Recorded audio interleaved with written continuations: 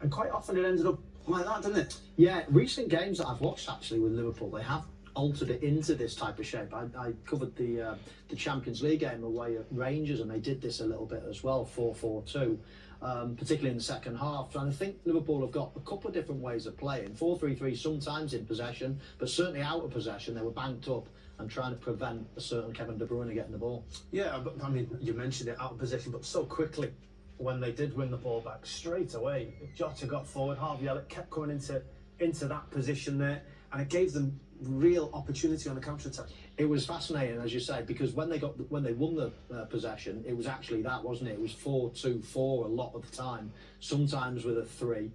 So sometimes these formations can be a little misleading. We have to stick them up. Obviously, we have to put them onto the screen in terms of a general what teams are going to be. But certain teams will be one formation in possession, one formation out of possession. They might change from half to half, and that fluidity that comes with the top teams nowadays. I'm talking about changing systems and trying to be fluid. This was the system we expected to see from Manchester City, a City team that are flying, a City team full of confidence, scoring goals, and yet it's not what we actually saw Manchester City play, was it? No, it wasn't, and we did question. In fact, we didn't even question what system City would play. There was no hint at all of them changing formation.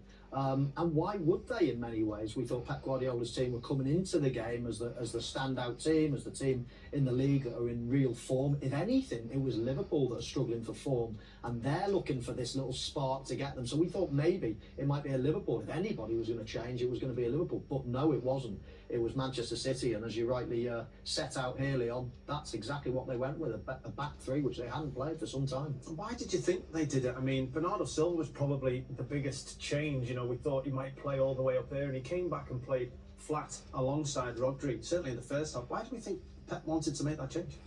Well, obviously a back 3, so they're losing one player from the back line, and this was the person that